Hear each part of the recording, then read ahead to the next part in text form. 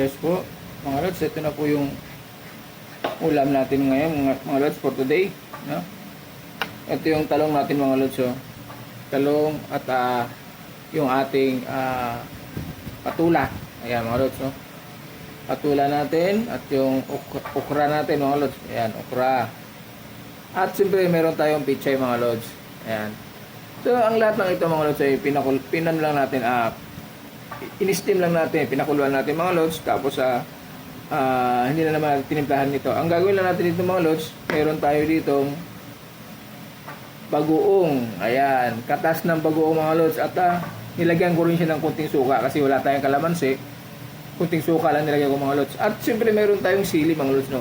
Ipigain natin yung sili natin, no. Ayan, no, sili natin. Ito yung nagpapasarap niya sa mga lods sa pagkain natin, sili, di ba? Pigain natin, mga lods, no.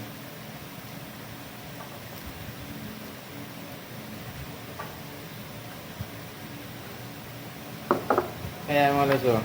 Ito yung pagkain natin na ito, mga lods. Kahit ganito lang ito, simple lang, pero healthy ito, mga lods, no? Healthy ito, itong pagkain natin na ito. Kaya lang, siyempre, doon sa mga hindi sanay kumain ng ganito, mga lods, siyempre, okay lang naman yan, no? Siyempre, atin lang ito. Sa yung kumakain ng ganitong luto, no? Okay lang naman yan, mga lods. Ang importante, mayroon tayong pagkain sa hapagkainan, mga lods, no? At yun ang importante sa lahat. Nakaka-survive tayo sa pang-araw-araw natin. Hindi natin mga lods, no? Okay lang yan. May mga pagkakataon, mga lods, na talagang may nangyayari sa buhay natin yan. Okay? So, mga lods, umpisa na natin para ano natin yung ating ulam, mga lods. Yummy ito. Yan. Tara, mga lods, pero siyempre bago tayo kumain, mga lods, no? Bago tayo mag-umpisa, magpasalamat muna tayo sa ating Panginoon sa biyayang binigay niya sa ating, mga lods, sa umagang ito. So, let's pray.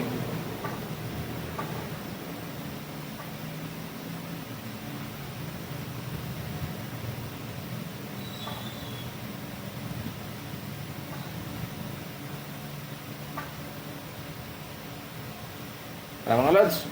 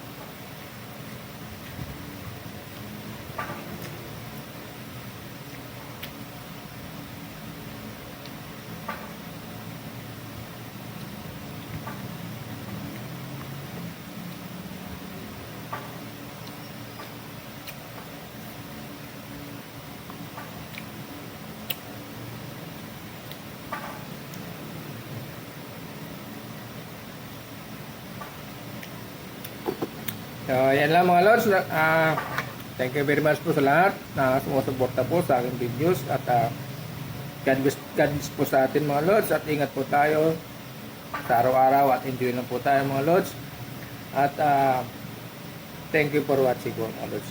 So, pansamantala mga Lods. Bye-bye.